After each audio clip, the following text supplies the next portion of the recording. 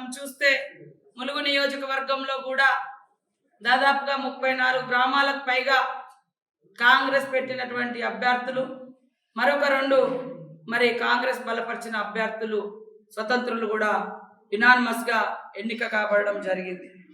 Overall గా చూసినప్పుడు దాదాపుగా 105 గ్రామ పంచాయతీలలో మరి 85కు పైగా కాంగ్రెస్ పార్టీ అభ్యర్థులు, 105 గ్రామ పంచాయతీలలో 85 కాంగ్రెస్ పార్టీ అభ్యర్థులు.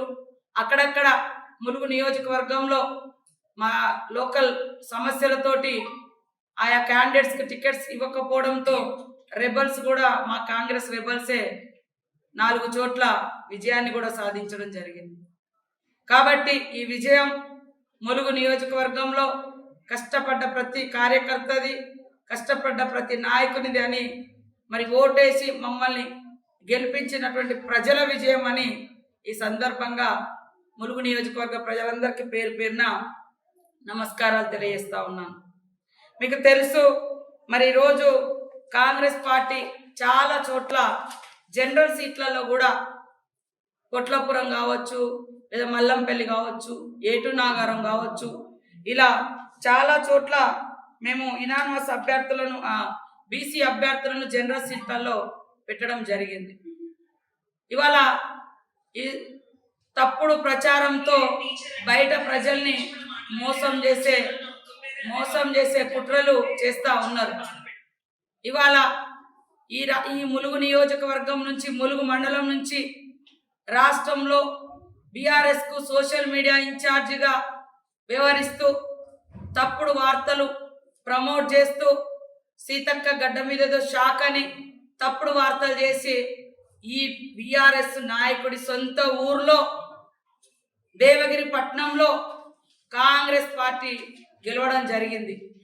ఇవాళ ఏటు నాగారంది ఒకటి చూపించి మొత్తం కాంగ్రెస్ పార్టీ ఏదో షాక్ అయింది, అది ఇదైందని ప్రచారం చేస్తున్నటువంటి ఆ సోషల్ మీడియా ఇన్ఛార్జి గ్రామంలో, స్టేట్ సోషల్ మీడియా ఇన్ఛార్జి గ్రామంలో దేవగిరి పట్టణంలో కాంగ్రెస్ గెలిచింది. మరి జెండాలు పట్టుకొని ఎగిరే ఆ టిఆర్ఎస్ నాయకుల సొంత గ్రామం, నా మీద నిలబడ్డ వాళ్ళ సొంత గ్రామం కాల్వపల్లిలో కూడా కాంగ్రెసే విజయం సాధించింది. కానీ ఎంత తప్పుడు ప్రచారం చేస్తున్నారు. ఏటు నాగారం అనేది ఒక 12,000 ఓట్ల జనాభా ఉంది. జనరల్ ఒక దొర మీద ఒక పూసల కులానికి సంబంధించినటువంటి బీసీ ఉపకులాల వ్యక్తులకు ఒక చిన్న బీసీ బిడ్డకు మేము ఇచ్చినాం. బీసీలు, ఎస్సీలు, ఎస్టీలు, మైనార్టీలు అత్యధికంగా ఉన్నారు. బీసీ నినాదం నడుస్తుంది. బీసీ ప్రజలు రాజ్యాధికారం కోరుకుంటున్నారు. కాబట్టి మేము చాలా చోట్ల ఇప్పుడు మల్లంపల్లిలో కూడా మరి జనరల్ సీట్లో ఒక ఆర్ఏ కుల సోదరికి ఇచ్చినాం, మరి ఇంకొకడ యాదవ్కి ఇచ్చినాం. అక్కడ పూసల కులానికి సంబంధించినటువంటి ఏటు నాగారంలో ఇవ్వడం జరిగింది. ఈ ఓడిపోయినే మరి రాష్ట్ర నాయకులు, నియోజకవర్గ నాయకులు చెప్పుకుంటలేరు. అక్కడ సాక్షాత్తు హైదరాబాద్ నుంచి దొరవారి భార్యను తీసుకొచ్చి జిల్లా అధ్యక్షుడు ఆడ పోటీ పెట్టాడు. పోటీ పెట్టి ఏం జరిగిందో తెలుసు. కొంత సోషల్ మీడియా, కొంత మరి బడుగు బలహీన వర్గాల రాజ్యాధికార అవగాహన లేనటువంటి వాళ్ళు రకరకాల తప్పుడు ప్రచారాలు చేస్తారు. 176 గ్రామ పంచాయతీలలో ఏటు నాగారంలో ఒక గ్రామ పంచాయతీ, అందులో మేము ఒక బీసీ వ్యక్తి నిలబడ్డాడు, ఒక చిన్న కూలి అంటే చిన్న కుటుంబం వ్యక్తి నిలబడ్డాడని మేము కూడా 1కి 2 సార్లు వారికి సపోర్ట్ చేయడం జరిగింది. అంటే రేపేమంటారు, ఒక దొర మీద బీసీ వానికి ఇచ్చి వదిలిపెట్టింది సీతక్క అనే భావన రాకుండా అక్కడ ఉండేటువంటి చిన్న స్థాయి కార్యకర్తలకు ఆత్మస్థైర్యం నింపడం కోసం నేను 2 సార్లు పోయినా, 3 సార్లు పోయినా, 11,000 ఓట్లు అక్కడ సాక్షాత్తు హైదరాబాద్ నుంచి తీసుకొచ్చి అక్కడ పెట్టారు. మరి దానికి జనాలు వంగితే అంటే తలొగ్గితే మనం ఏం చేసేది లేదు. నేను చేస్తున్నారు. వీళ్ళు అడిగేది కూడా ఏంటిది, ఇల్లులు కావాలని అడుగుతారు. అరే 10 ఏళ్ళు మీరే అధికారంలో ఉన్నారు కదా, ఊరికి 10 పట్టుమని 10 ఇల్లులను ఇచ్చిరా మీరు? ఇవాళ నేను ప్రసాదం లెక్క 5,000 ఇల్లులు వస్తే మీరు గతంలో ఇల్లులు ఇవ్వలేదు కాబట్టి మీరు ఇచ్చిన అక్కడక్కడ ఇప్పుడు సరే మంత్రి చంద్రలాల్ గారు ఉన్నప్పుడు కొన్ని ఇచ్చిండు, ఇంకా అక్కడ కొన్ని బిల్లులు ఆగినాయి. ఇంకా కొన్ని అసలు ఇచ్చిన కాడ దాదాపు 500-600 ఇచ్చినట్టుంది ఫస్ట్ విడతలో, అప్పుడు ఏది 2014లో. వాటికి కూడా బిల్లులు రాలే. అలాంటివి కూడా చూస్తున్నాం. మేము ఊరికి ప్రసాదం లెక్క పంచినాం. కాబట్టి టీఆర్ఎస్ నాయకులు మాకిల్లు ఇయ్యరో మాకు, అరే మీరే నిన్నటిదాకా 10 ఏళ్ళు ఒకరికి ఇచ్చారు ఇంకోరికి ఇయ్యరు అంటారు. వాళ్ళేమో అంతకుముందు అసలే ఇయ్యలేదు. కాబట్టి ఇళ్ళ గురించి అక్కడక్కడ అది కూడా అది టీఆర్ఎస్ వాళ్ళే అడిగారు. అందుకనే మీరు ఎవరు పంపిస్తొచ్చిరో మీరు ఎందుకు అడుగుతారో మాకు తెలుసు అని కూడా మేము అన్నాం. కాబట్టి మీరు సిగ్గుపడాలి. టీఆర్ఎస్ నాయకులు 10 ఏళ్ళల్లా కనీసం నియోజకవర్గానికి ఒక 5,000 ఇల్లులు ఇయ్యలేకపోయారు. ఆ బాధను వ్యక్తం చేస్తున్నారు.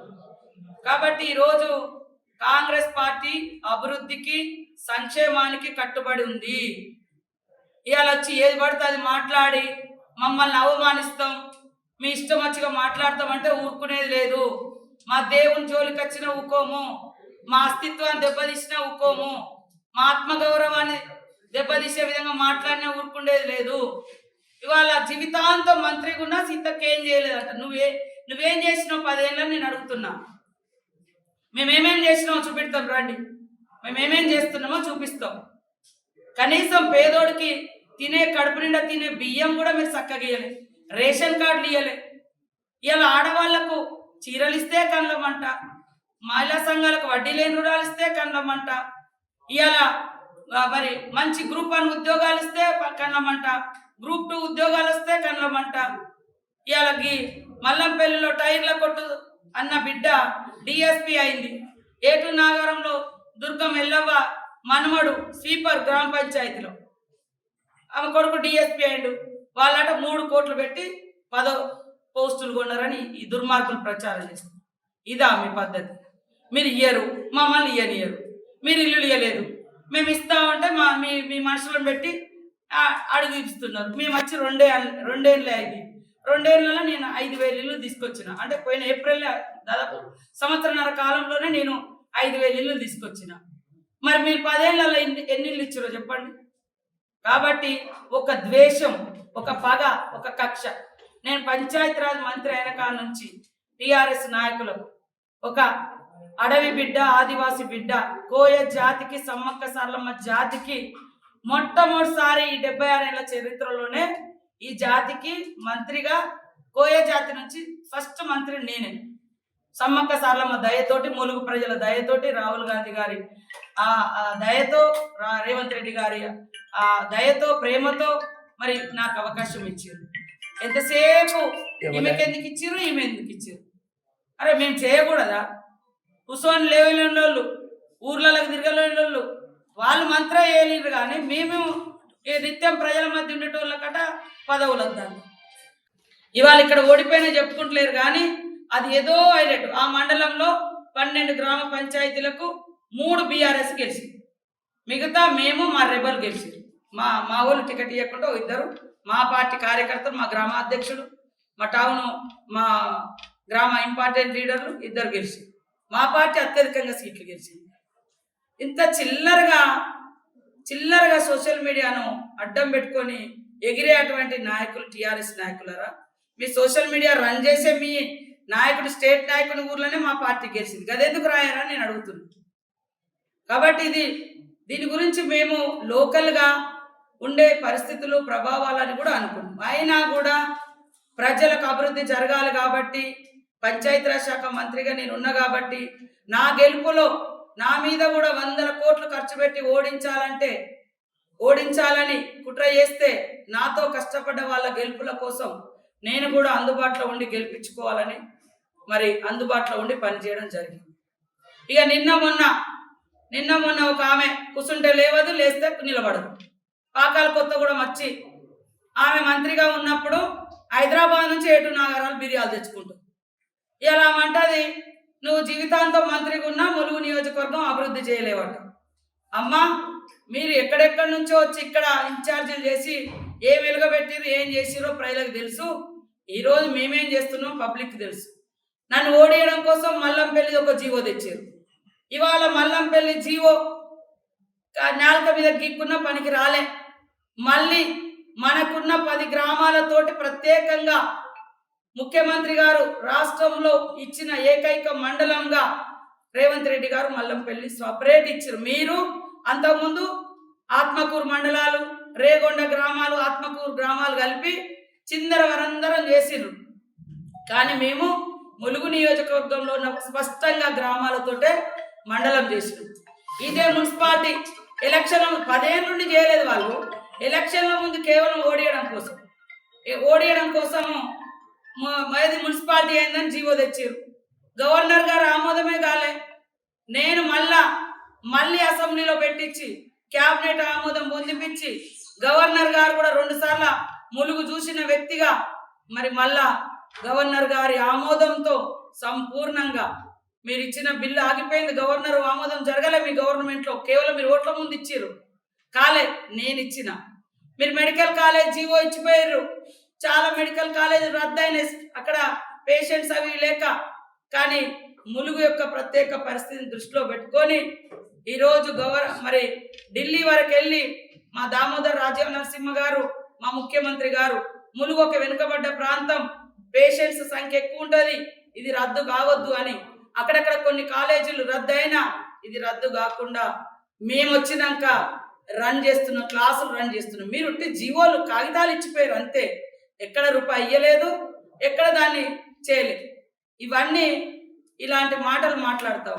నేను పాకాల కొత్తగూడెం పోయినప్పుడు అక్కడ ప్రభుత్వ భూమి అమ్ముకొని అక్కడ గవర్నమెంట్ హాస్పిటల్ రాకుండా అడ్డుకుంటున్నారు. గవర్నమెంట్ హాస్పిటల్ 30 పడకల హాస్పిటల్ శాంక్షన్ చేసినాం, 6 నెలలు అయింది. అటేటు పోతే వైల్డ్ లైఫ్, ఇటేటు వస్తే ప్రభుత్వ భూమి. కాబట్టి గ్రామ సభ పెట్టి ప్రజలందరితో ఆమోదం చేస్తే టిఆర్ఎస్ నాయకులు, బీజేపీ నాయకులు కుమ్మక్కై ఊర్లో హాస్పిటల్ రాకుండా అడ్డుకుంటున్నారు. అలాంటి వ్యక్తులే ఇవాళ అక్కడ ప్రభుత్వ భూమి అమ్ముకున్నారు అనేది మాకున్న సమాచారం. అలాంటి వాళ్ళ సంగతి చూస్తామని మేము అన్నాం. మరి ప్రభుత్వ భూమి నీకు ఇష్టం వచ్చినట్టుగా అమ్ముకుంటే అయిపోతుందా?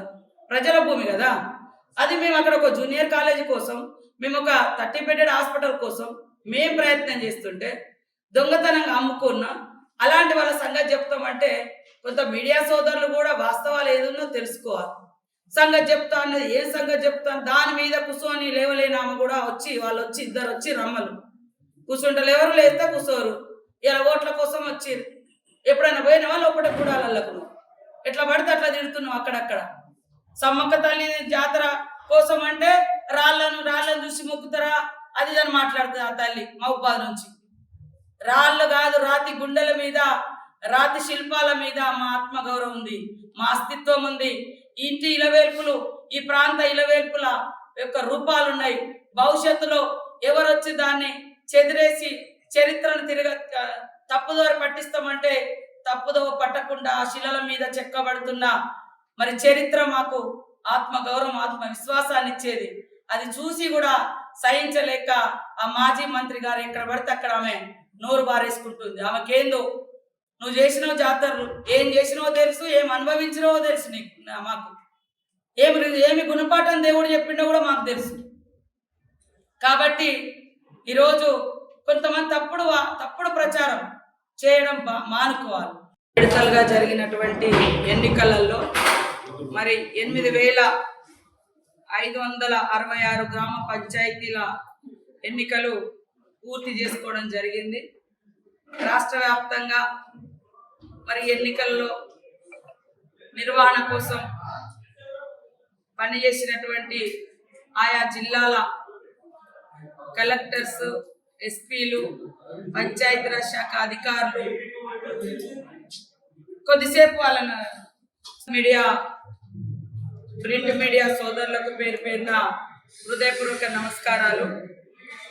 2 విడతలుగా రాష్ట్రంలో జరిగినటువంటి గ్రామ పంచాయతీ ఎన్నికలలో ఇప్పటి వరకు 8,566 గ్రామ పంచాయతీలలో ఎన్నికలను పూర్తి చేసుకోవడం జరిగింది. ఈ ఎన్నికల కోసం అహర్నిశలు కృషి చేసినటువంటి పంచాయతీరాజ్ శాఖ రాష్ట్ర యంత్రాంగానికి, ఆయా జిల్లాలలో మరి ఎంతో కష్టపడి పనిచేసినటువంటి కలెక్టర్స్కు, అదేవిధంగా బందోబస్తు నిర్వహించినటువంటి పోలీస్ ఎస్పీలకు, వారి సిబ్బందికి, పంచాయతీరాజ్ సిబ్బందికి, మరి డ్యూటీలలో పార్టిసిపేట్ చేసినటువంటి అధికారులకు అందరికీ కూడా పేరు పేరున హృదయపూర్వక ధన్యవాదాలు, నమస్కారాలు తెలియజేస్తా ఉన్నాను.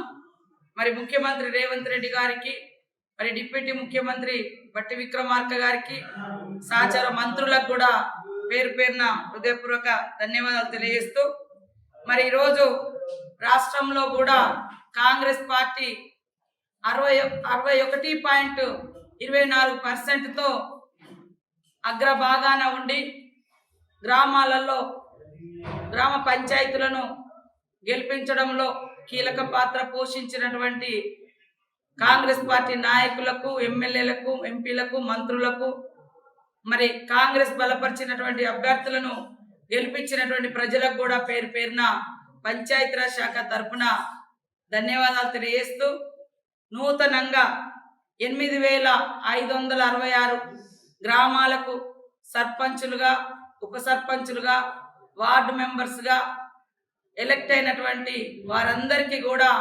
శుభాకాంక్షలను తెలియజేస్తా ఉన్నాం. గత 2 సంవత్సరాలుగా బీసీ కులగణన చేపట్టి బీసీలకు 42% రిజర్వేషన్ ఇవ్వాలనేటువంటి దృఢ సంకల్పంతో మా రాహుల్ గాంధీ గారి ఆదేశానుసారం మన ప్రియతమ నాయకుడు రేవంత్ రెడ్డి గారు మరి కులగణన చేసి అసెంబ్లీలో 42% కోసం తీర్మానం చేసి గవర్నర్ పంపిస్తే మరి కేంద్రం ముందుకెళ్ళి అక్కడే ఆగిపోయింది ఆ బిల్లు. ఇప్పుడు కనుక ఎలక్షన్ నిర్వహించకుంటే గత 2 సంవత్సరాలుగా రావాల్సినటువంటి 3,000 కోట్ల రూపాయలు ఆగిపోయి ఇప్పటికే గ్రామాలకు గత 2 సంవత్సరాలుగా నిధులు రాలేనటువంటి పరిస్థితులలో మరి ఈరోజు మార్చి లోపు గ్రామ పంచాయతీలకు, మండల పరిషత్తులకు ఎన్నికలు అయితేనే పూర్తి స్థాయి మన నిధులన్నీ వచ్చే అవకాశం ఉంది. కాబట్టి ఆ ఉద్దేశంతో మరి మనము మరి ఎలక్షన్స్ పెట్టి బీసీ బిల్ ఏదైతే పెండింగ్ ఉందో దానికోసం కేంద్రం పైన పోరాడుతూనే గ్రామాలలో మరి స్థానిక నాయకత్వాన్ని అత్యధికంగా బీసీలకు కూడా అవకాశాలు ఇచ్చి వాళ్ళ జనాభా ప్రాతిపదికన మరి ముందుకెళ్లాలని రాష్ట్ర కాంగ్రెస్ పార్టీ, అదేవిధంగా ముఖ్యమంత్రి గారు ఆలోచించడంతో ఈ ఎన్నికలు 2 విడతలుగా నిర్వహించుకున్నాం. మరి రేపు జరిగేటువంటి 3వ విడతలో కూడా ఎలాంటి అవాంఛనీయ సంఘటనలు జరగకుండా రాష్ట్ర పంచాయతీరాజ్ శాఖ, అదేవిధంగా జిల్లా అడ్మినిస్ట్రేటివ్ అధికారులు, పోలీస్ అధికారులు మరి అందరూ కూడా సహకరించాల్సిందిగా పేరు పేరున కోరుకుంటా మాట్లాడింది. గుమ్మడికాయల దొంగలంటే భుజాలు బిసుకున్నట్టుంది ఆ మాజీ మంత్రి వచ్చి మాట్లాడింది. మేము భూములు ఆక్రమించిన వాళ్ళ సంగతి చెప్తామని అన్నాం. ఆడ సెంట్రల్ లైటింగ్తో 12 కోట్లతో వర్క్ అవుతుంది. వీళ్ళే ఆ రోడ్డు కావద్దని కొంతమంది కుట్రలు చేస్తారు. అరే నువ్వు 10 ఏళ్ళు ఇయ్యలేదు, నేను సెంట్రల్ లైటింగ్ తోటి ఆ మండల హెడ్ క్వార్టర్కి ఒక శోభ, ఒక మంచి కళ తీసుకొచ్చేందుకు రోడ్ వైండింగ్ చేస్తున్నాము, దాన్ని కూడా రెచ్చగొట్టి ఫారెస్ట్ వాళ్ళను వైల్డ్ లైఫ్ ఏరియా ఉంది ఎట్లా పర్మిషన్ ఇస్తారు? అరే అది మండల హెడ్ క్వార్టర్. ఇక ఇన్ని కుట్రలు చేస్తున్న సంగతి చెప్తాం మనం. ఇదంతా తీసేసారు ఏదో ఓట్ల కోసం. ఇంత దుర్మార్గమా, ఇంత అబద్ధాలా, ఇంత నీచమా? వాస్తవాల మీద రండి, ఫైటింగ్కు వాస్తవాల మీద రండి, మేము నిలబడతాం, కొట్లాడతాం. మీరు కూడా ఈ ఏటు నాగారంలో గెలిచినాం అని చెప్పుకుంటున్నారు కదా. మీ సోషల్ మీడియా రాష్ట్ర నాయకుడు, సోషల్ మీడియా ఇన్ఛార్జి దేవగిరిపట్నంలో ఎవరు గెలిచారో గది కూడా చూపించుకోరు మీకు దమ్ముంటే.